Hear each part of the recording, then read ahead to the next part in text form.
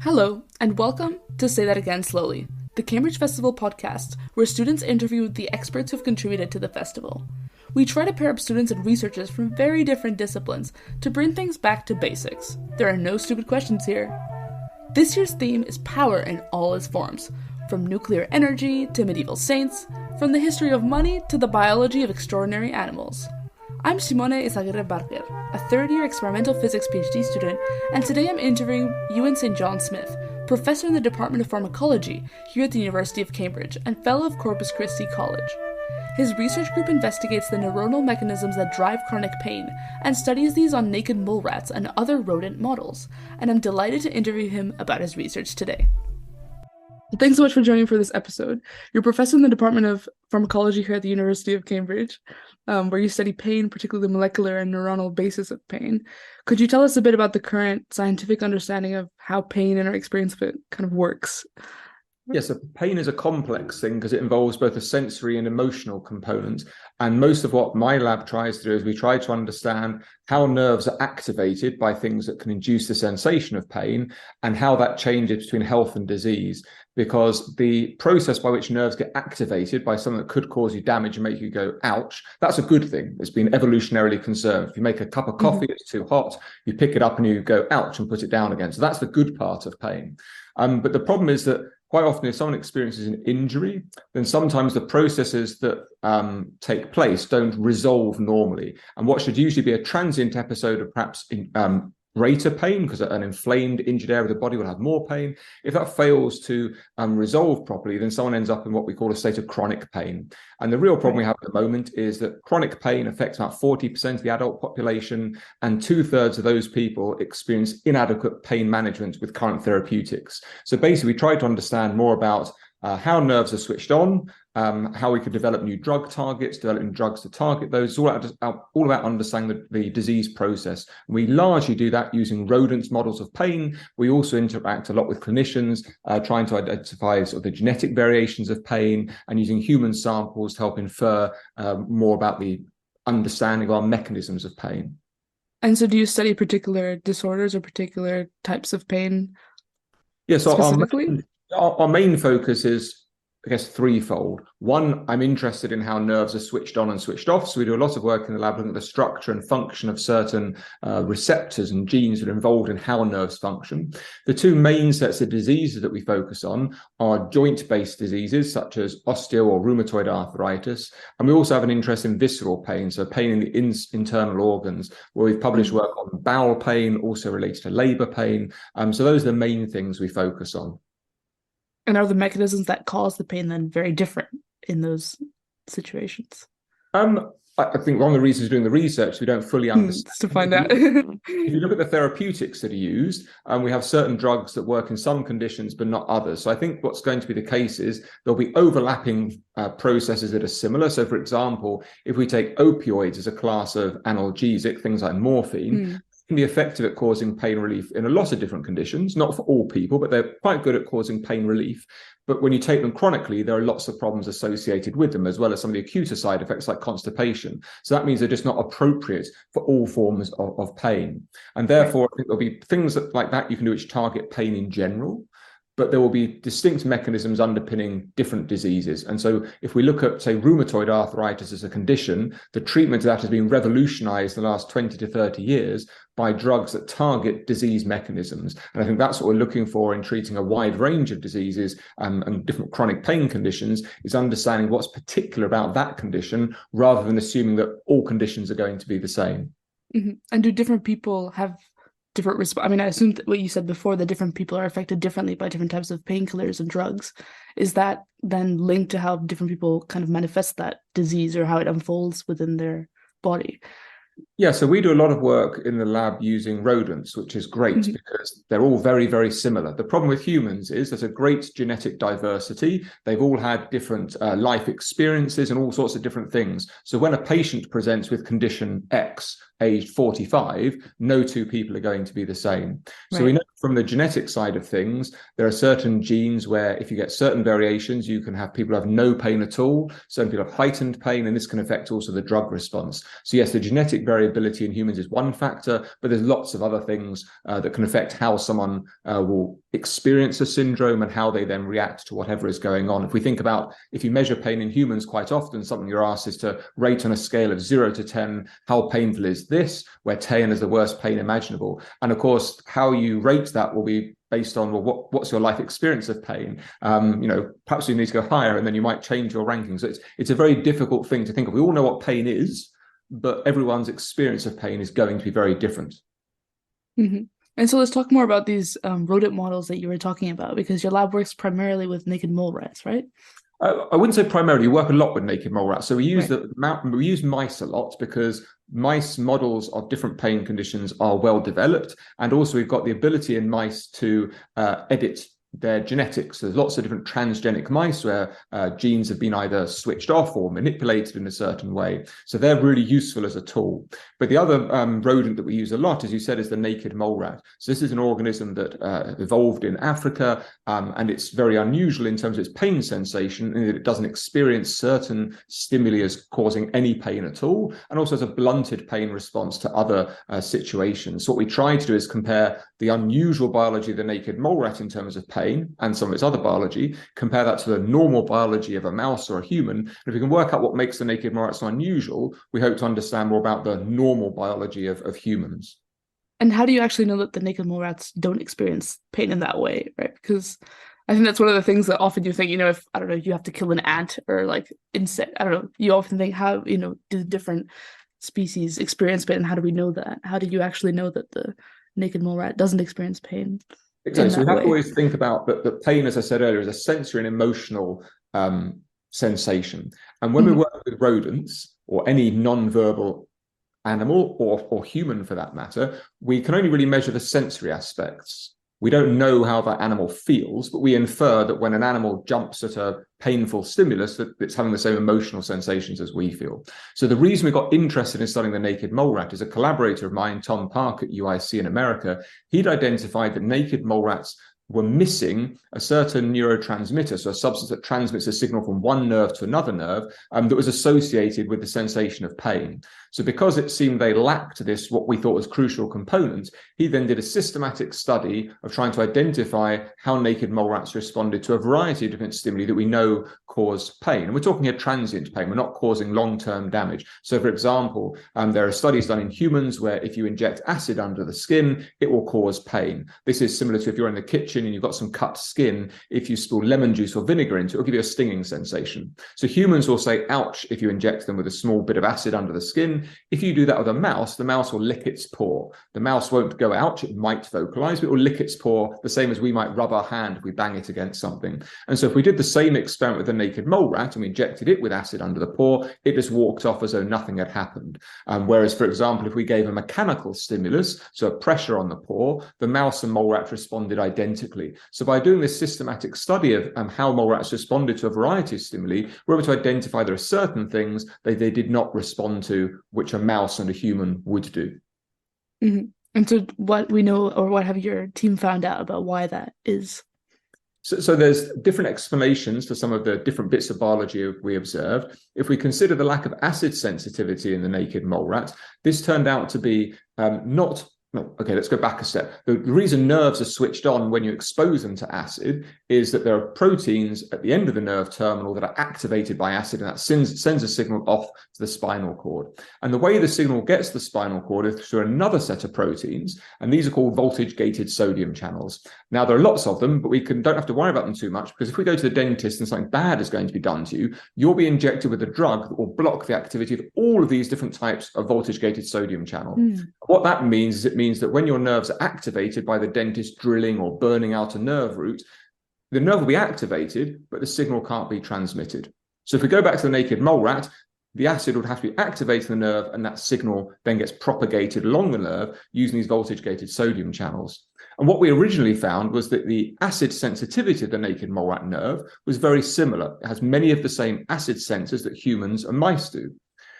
However, one of those voltage-gated sodium channels that are critical for sending that message along the nerve, it gets inhibited by acid in a similar manner to how a local anesthetic inhibits voltage-gated sodium channels in general. And we were able to identify the one particular voltage-gated sodium channel that was inhibited by acid, the genetic variation that was present that could account for this difference. So for the acid insensitivity, it's a variation in one voltage-gated sodium channel that means acid acts like an anesthetic rather than an activator of their nerves. And so that tells us something about how acid sensation works in humans, because that tells us, okay, that one particular voltage-gated sodium channel must be important in the acid pain pathway. So that's what I meant earlier on when I said that by studying the extreme phenotype of this animal, we can work that back to try and understand more about normal biology in the human. And so then how does it then translate to, because you were talking about different types of diseases and how we might understand how we experience pain and, when we experience that type of disease, then using that information to develop new types of drugs and new types of treatment. Is there a situation in which you found something in your animal models that then gives you like a new pathway to treat existing conditions?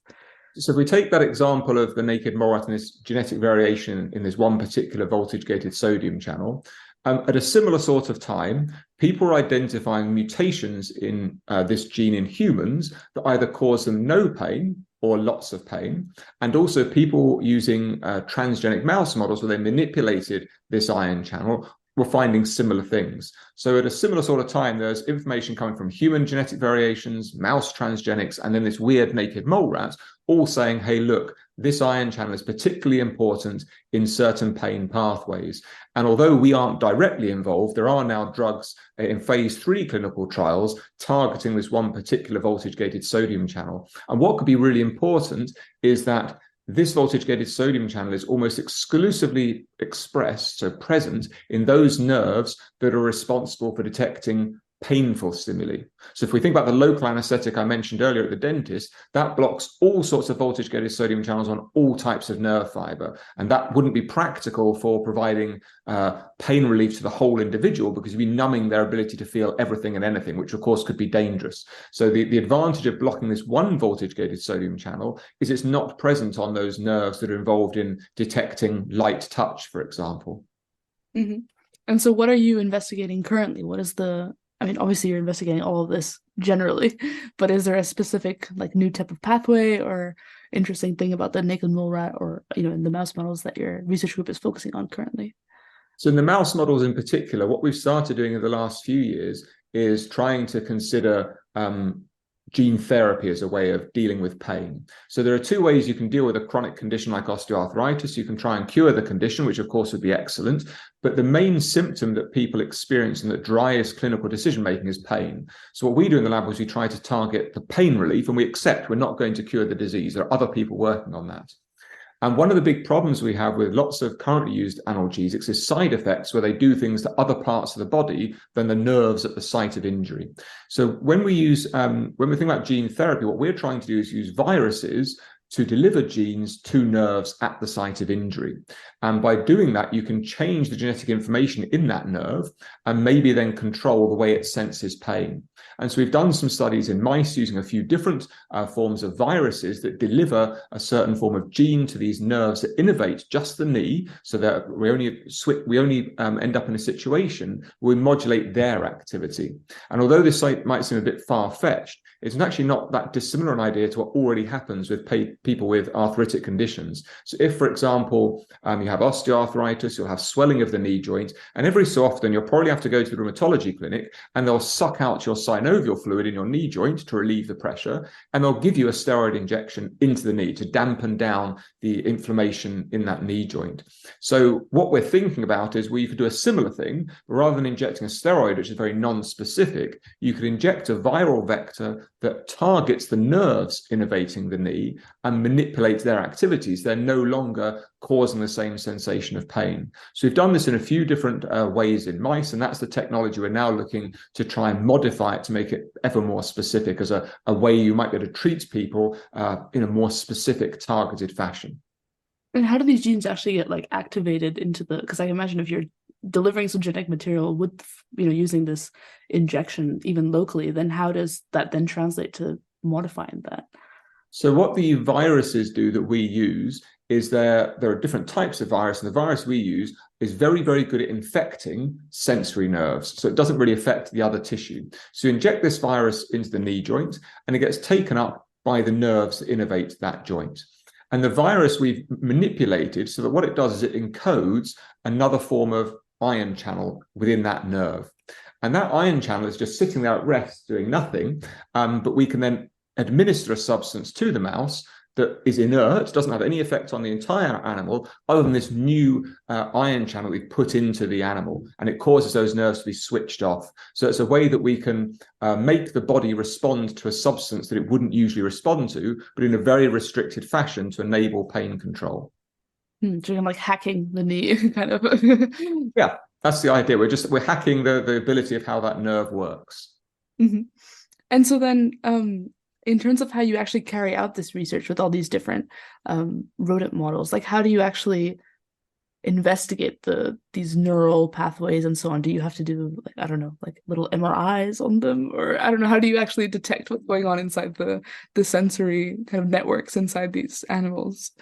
I think something that's really important to understand is all animal research is conducted under the auspices of the Home Office in the UK. So it's all under the Animal Scientific Procedures Act 1986, Amendment Regulations 2012. And you have to get permission to do every single specific thing that you would like to do, but you have to justify it. It's all done on a cost benefit analysis. And so what we do is we try to get as much information out of any given animal as we possibly can, because obviously if we're going to study osteoarthritis, we need to induce that state in a mouse, which is an unpleasant thing to do. So we don't want to just do it for fun. We need to do it with targeted objectives and know what we're going to be measuring. So we will start off by measuring the animal's behavior, how that animal's behavior changes over time with that particular condition. And you can do this in different ways. You can measure the same as you do in humans, how the weight bearing changes. So if someone's got an injured limb, they'll put more weight on the other limb, and mice will do exactly the same thing. Mice, like humans, enjoy doing physically active things. So mice are like digging in a new environment, but if they're injured, they don't enjoy doing it so much. So we use those sorts of behavioral analyses. And then we will also you can do different sort of histological analyses to see how the pathology of the joint changes over time. And then at the end of the study, we isolate nerves from those mice to understand how their activity changes over time. And we've now got quite a lot of information from a variety of different models where we've been able to show that nerves that supply the site of injury become hyperexcitable, and that underpins why people have an increase in pain sensation. And so what we try to do is understand, okay, what's changed in those nerves to make them hyperexcitable? Can we therefore identify new targets for providing pain relief? I mean, how do you actually know what happens in the nerves themselves? Like, how do you actually image them? Or so fundamentally, a nerve, or the nervous system, is basically like an electronic circuit. You switch it on at the end, a signal travels the spinal cord up to the brain, back out, and you respond accordingly. And so what we're able to do is we can isolate the nerves, and we can put inside them a very small electrode. So a nerve from a mouse might be, say, 20 micrometers in diameter. So they're very small. We can put inside of them an electrode where the ending is about 0.5 micrometers. So once we've got that inside the nerve, we can then measure changes in the electrical activity of that nerve in response to certain stimuli. Or we can inject electrical activity into that nerve and see how it responds. So that's one way by which we can do it. There are lots of other methods you can use, but that's, I would argue, the most sensitive one to really understand how the activity of that nerve changes over during different disease pathologies. Mm-hmm. And so then, besides the fact that the naked mole rats, don't experience pain to the extent to which maybe these other rodents do, they also have a lower rate of cancer. Is that correct? There's other like interesting biology that they present. They're very bizarre animals. So if you look at humans, basically any human born after 1960, there's a 1 in 2 chance of developing cancer during our lifetime. That's an age-related risk. It's not that every day you wake up and it's a 1 in 2 chance. And as you get older, the chance of developing cancer is more common. And naked mole rats have a much lower prevalence of cancer. So there are a few cases identified, but basically they don't really seem to get it very frequently. To put that in contrast to mice, just like humans, get cancer about sort of 50 to 60%, whereas naked mole rats, there have been a few cases, but it's very much a lower incidence. And so again, what we try to do is study processes that might explain the cancer resistance of the naked mole rat. And if you could do that, you might be able to identify new targets for either preventing or treating cancer in humans and other companion animals like dogs and cats and so forth. Mm-hmm. And so what has the research community found so far about that? So it's a really interesting but controversial area. And I think Right. one of the problems is if we compare it to other areas of research, there are very few groups working with this unusual species because they're much more difficult to look after than, say, mice or rats. So one of the first theories put forward was that naked mole rat cells would just be very resistant to the process where they would go from being a healthy cell to becoming a cancerous cell. But my group, in collaboration with others, was able to show that no, actually, naked mole rat cells can undergo this process just like mouse and human cells can. So we don't think there's anything particularly unusual about naked mole rat cells being just resistant to ever developing cancer, but it must be more how an individual cell, when that event occurs, is dealt with differently within the naked mole rat's body. And there's a lot of work ongoing at the moment to try and understand, is it differences to do with the immune system? Does the naked mole rat cell, just the naked mole rat body, just recognize these odd cells and somehow get rid of them more quickly? But we really don't know. We're doing a lot of work to try and find out. But I think it's still safe to say that the jury is out there at the moment. Mm-hmm. And so it's quite interesting that, what you described as almost like a serendipitous finding about how these naked mole rats were responding to stimuli has then opened up all these different ways of thinking about pain and how to study it.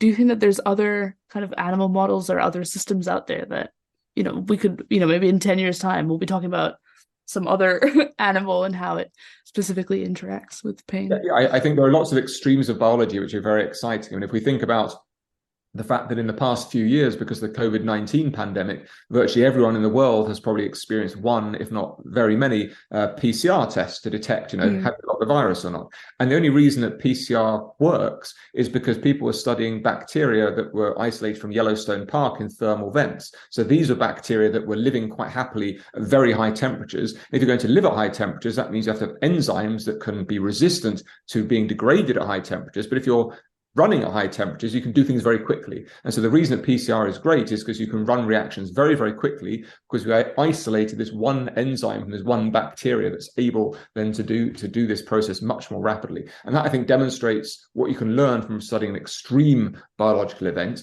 In terms of pain research, there are some other very interesting organisms out there. One that I'm particularly fascinated by is the grasshopper mouse, which has evolved a relationship with the bark scorpion. Well, it's a bit of a one-way relationship because usually bark scorpions sting, and the venom usually switches on one of those voltage-gated sodium channels I mentioned earlier to cause pain.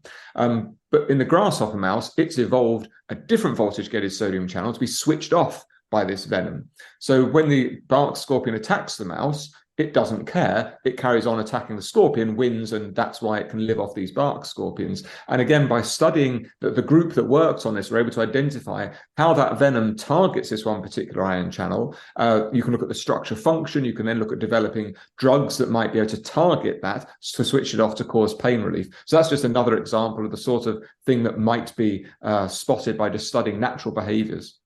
Mm-hmm. And so you talk a lot about these different pathways, these different ion channels. Like, how many are in the body, like, orders of magnitude wise? Is it just every single possible, pathway that could exist for a particular molecule has one of these networks, or are there some generic ones? It depends. If we think about how nerves are switched on by stimuli that can cause pain, there are a huge variety of ion channels and some other sorts of receptors present at the end of cells.